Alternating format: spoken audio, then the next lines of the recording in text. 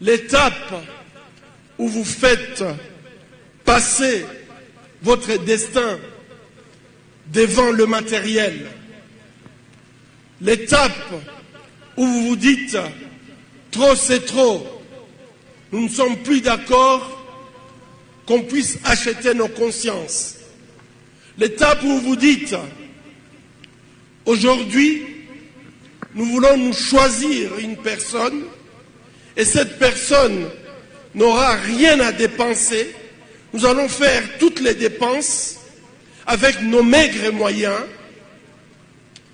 C'est l'étape où vous voulez dire tout simplement que nous refusons que les hommes politiques continuent à acheter notre conscience et nous les revoyons revenir 5 ans après pour nous demander encore de leur faire confiance.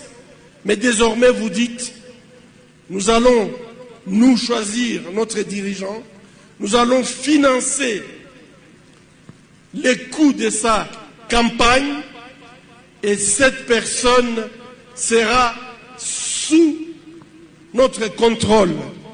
Puisque comme on l'a dit, la main qui donne, c'est toujours la main qui domine.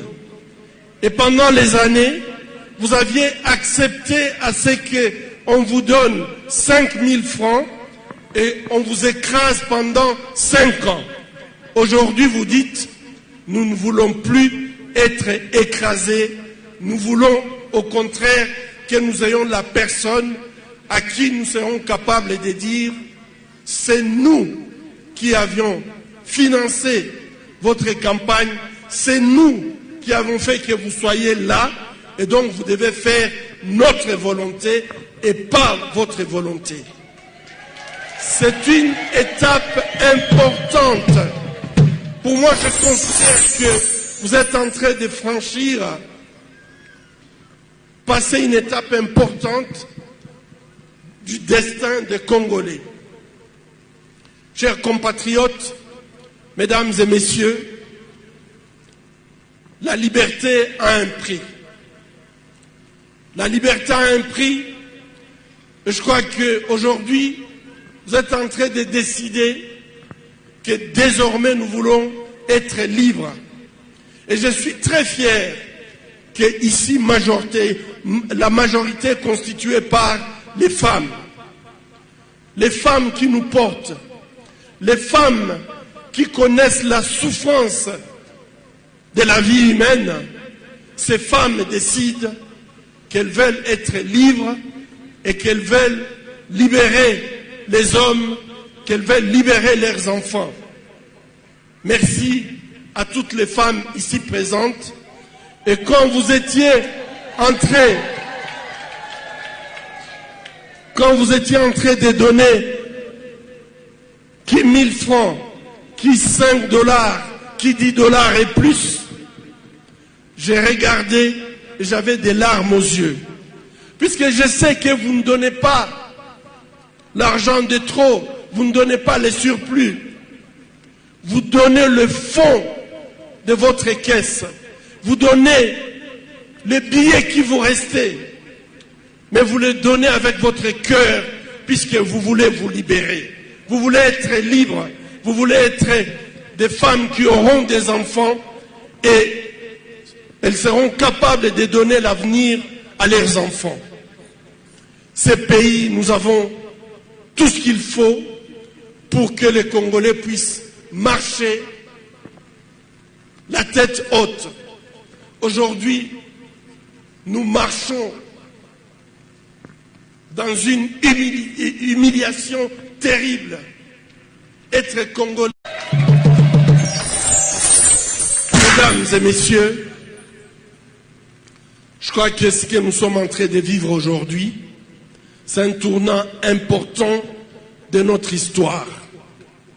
C'est un tournant très important de notre histoire, puisque je crois que ceux qui ont fait nous ont volé, ils ont pris des millions de dollars en se disant nous allons venir redistribuer cet argent et avoir des positions dans le Parlement, dans le gouvernement. vous êtes en train de leur donner un message très fort. Je voulais vous dire que si la liberté a un prix, il faudrait que vous sachiez que le combat que nous allons mener ça va être une lutte longue, pénible et difficile. On n'aura pas seulement des ennemis intérieurs, on a plein d'ennemis extérieurs. Et aujourd'hui, malheureusement, nos ennemis ne sont pas seulement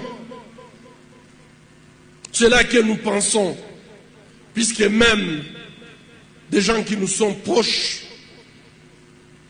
se portent comme nos ennemis.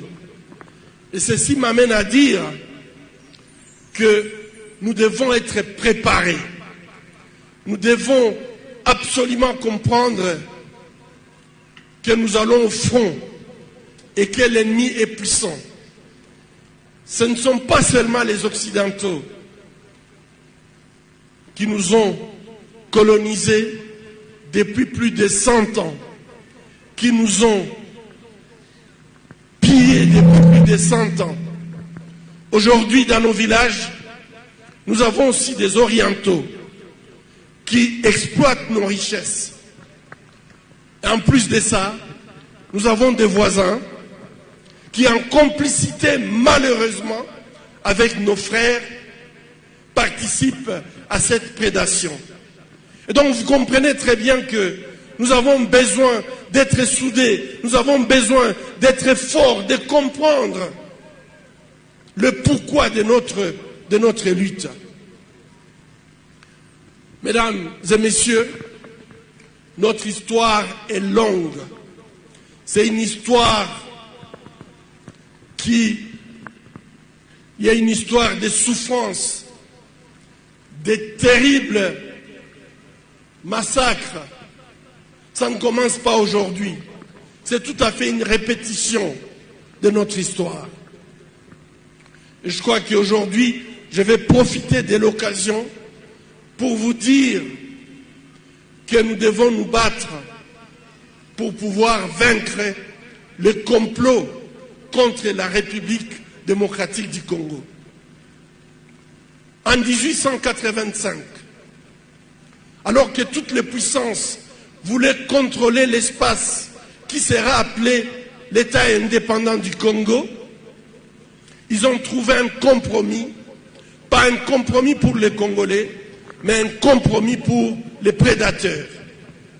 Il fallait que le Congo soit donné à un roi, le plus faible de l'Europe, puisque chacun pouvait venir et exploiter à son gré. Ce fut le roi Léopold II. L'histoire va nous montrer assez rapidement qu'en nous donnant, en confiant un pays comme la République démocratique du Congo, pas à l'Allemagne de Bismarck, pas à la France, pas à l'Angleterre, pas aux États-Unis, pas à l'Espagne ou le Portugal à l'époque, c'était une volonté délibérée de mettre le Congo sous le contrôle d'un individu, une seule personne, mais qui ne pouvait pas faire face à toutes les puissances à l'époque. Et ceci, c'est pour permettre à ce que chacun puisse exploiter le Congo à son gré. Ça a duré jusqu'en 1906. En 1906, à cause des atrocités que nous avons subies, plus de 10 millions de morts, le Congo va passer sous contrôle du plus petit pays de l'Europe. À cette époque, peut-être on pouvait imaginer de mettre le Congo sous une puissance de l'époque. Mais le Congo fut la colonie de la Belgique, un des royaumes les plus faibles de l'Europe à l'époque. Et ceci va durer jusqu'en 1960. J'ai fait un test et j'ai posé la question aux Congolais, notre indépendance a duré combien d'années? Je suis désolé, je ne vais pas poser cette question, mais sachez que notre indépendance, nous avions eu l'indépendance en 1900.